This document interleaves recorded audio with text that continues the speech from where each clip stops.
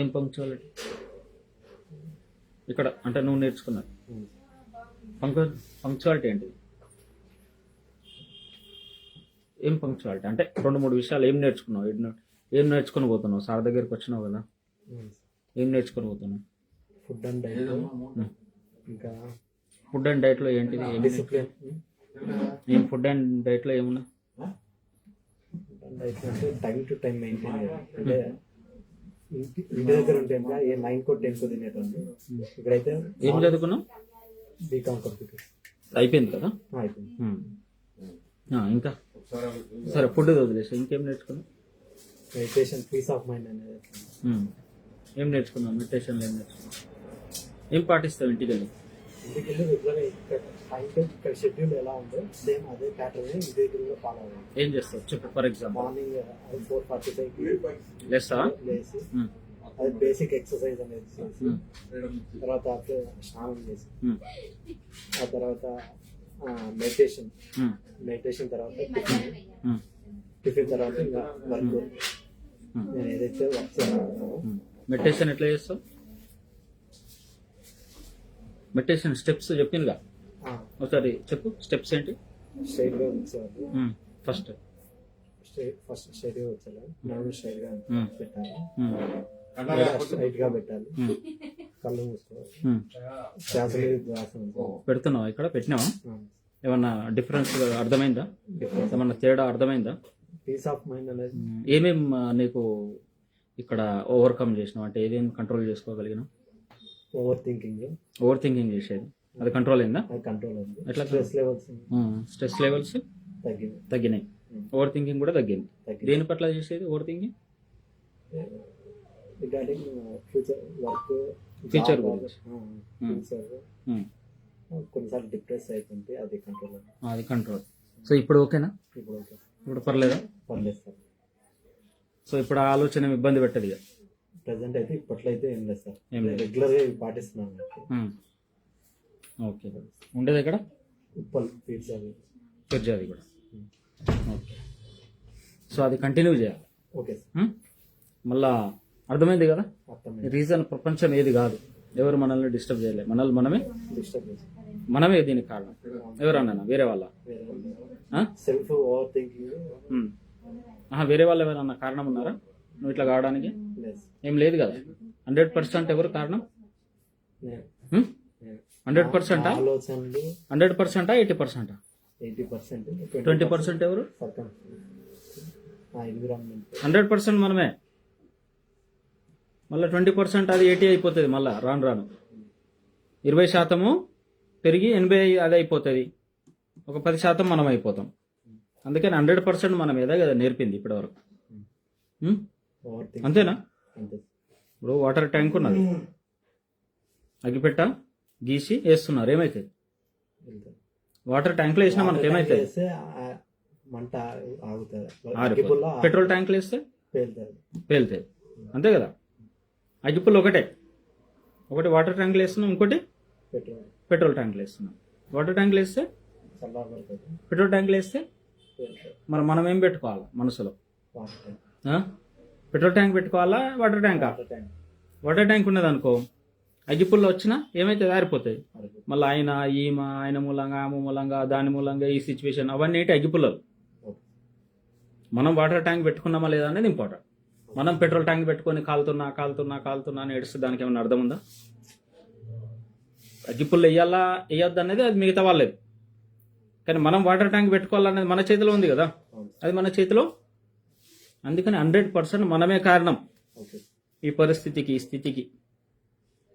ఇట్లా రాసి పెట్టేసుకోవాలి, ఒక బ్యాండ్ చేయించుకో ఇంటికి వెళ్ళి. బ్యాండ్ పెట్టుగా రాఖీ కడతారుగా, అట్లా ఒకటి ఇట్లా రబ్బర్ పెట్టుకుంటారు చూడు, ఫ్రెండ్స్, బెస్ట్ ఫ్రెండ్స్ అని. So 100% I'm responsible. అది పెట్టుకోవాలి, ఎప్పటికి కనిపిస్తూ ఉంటుంది. ఇంక వేరే వాళ్ళని ఏమన్నారు, మనం ఎంత ఇంప్రూవ్ అవుతున్నామా లేదా అన్నది ఇంపార్టెంట్. అదొక బ్యాండ్ చెప్పి, బ్యాండ్ చేపించి పెట్టేసుకో. ఎప్పుడు ఏమనిపించినా ఒకసారి చూసుకో, నేనే కారణం, ఐఎమ్ ద రెస్పాన్సిబుల్ పర్సన్ ప్రతిదానికి. ఓకే. మిగతా వాళ్ళని ఏమనేది లేదు, మిగతాది ఏం లేదు. అదే నేర్చుకున్నాం ఇక్కడ. మళ్ళీ ఏమైతుంది ఇంటికాడ అంటే రొటీన్ లైఫ్లో పడి మర్చిపోతాం. మళ్ళీ అంటాం ఆమె మూలంగా, ఈయన మూలంగా, దాని మూలంగా ఈ పరిస్థితి బాగలేదు, ఆ పరిస్థితి బాగలేదు. ఈ పరిస్థితి మనం అనుకున్నట్టు వాన వస్తుందా? మనం అనుకున్నట్టు ఎండ వస్తుందా? లేదు. మనం అనుకున్నట్టు గాలి వస్తుందా? రాదు. రాదు. మనం అనుకున్నట్టు మన శరీరం నడుస్తుందా? లేదు. మన శరీరం వింటాయా? చెవు మనం మన శరీరం ఒక మాట వింటదా? మనది మనం కంట్రోల్ చేయగలిగితే మన శరీరం ఏమన్నా మాట వింటదా? ఇప్పుడు చెవుకి చెప్పు వినొద్దు అని చెప్పు, వింటదా? అది వినది, వింటనే ఉంటుంది, సౌండ్ వస్తూనే ఉంటుంది, వింటనే ఉంటుంది. ముక్కుకు చెప్పు నువ్వు స్మెల్ చేయదు. ఆ స్మెల్ చూడొద్దని, వింటదా? వింటదా? మన ముక్కు ఎవరిది? మనదే. వింటుందా? వినదు. ఏ స్మెల్ వస్తే ఆ స్మెల్ ఫీల్ చేస్తుంది. చూస్తుంది. అర్థమైందా? సో ఈ శరీరం మన మాట జనరల్గా వినదు. ఇది మనం అర్థం చేసుకోవాలి. లాజిక్ అనేది ఇక మిగతా వాళ్ళు నేను ఆయనకి చెప్తా, ఆయనను మార్చా, ఈయనను మార్చా అంటే కుదరదు. మనం మారాలా. ఈ విషయాన్ని మనం అర్థం చేసుకోవాలి. అర్థమైందా? సో మనం అనుకున్నట్టు అన్ని జరగవు. మనం అడ్జస్ట్ కావాలి, మనం అలవాటు చేసుకోవాలి. ఓకేనా? వయసు ఎంత ఇప్పుడు? 28. చిన్న వయసు కదా. సో ఇప్పుడు 100% మారే అవకాశం ఉంది. అది మన చేతిలో ఉన్నది. ఓకే, ఇది ఫైనల్ ఓకే. అంతేనా? ఇంకా దీని తర్వాత మళ్ళీ ఏమన్నా ఇదే ఫైనల్ పక్కా? పక్కా. ఎందుకంటే నువ్వు ఈ సెంటర్కి వచ్చినావుగా, 100%. ఆ? ఈ సెంటర్కి వచ్చినావుగా. ఎందుకంటే ఈ సెంటర్ సార్ 22 years నుండి నడిపిస్తున్నాడు. ఒక పేరు ఉన్నది దీనికి. గుడ్ విల్ అనేది అర్థమైందా? సో నువ్వు ఇక్కడ నుండి వెళ్తున్నావు అంటే నిన్ను చూసి ఒక 10 మంది ఇన్స్పైర్ కావాలా, అరే ఎట్లా మారిండి అని. మనం చెప్పకుండానే మన ఆలోచనలో, మన ప్రవర్తనలో అది కనిపించాలి. చెప్పకుండానే. అర్థమైందా? ఓకే. మొన్న ఒక పేషెంట్ పంపించాడు, మన ఫుల్గా తాగేదాట. ఇప్పుడో ఓ 15 సంవత్సరాల ముందు. ఆయన ఇప్పుడు రెఫర్ చేసిండు ఇంకో పేషెంట్ను. అబ్బాయి ఉన్నాడు కదా సార్, 16 years అబ్బాయి.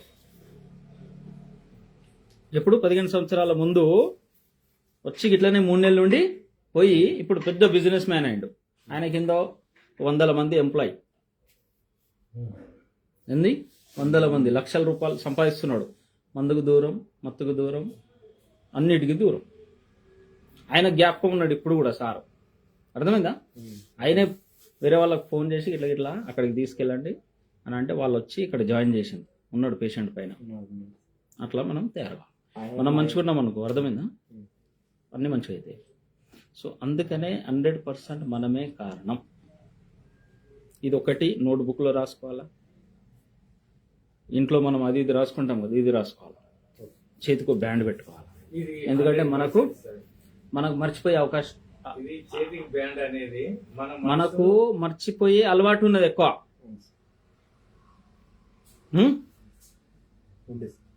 అందుకే మంచిగా నీకు నచ్చిన కలర్లో, నచ్చిన దాంట్లో ఒక మంచి బ్యాండ్ చేయించుకో, పెట్టేసుకో.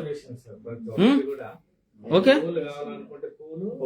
ఇక మళ్ళా 1% 99 నేను, 1% ఆమా ఈమా అనేది మాటే రావద్దు ఇక.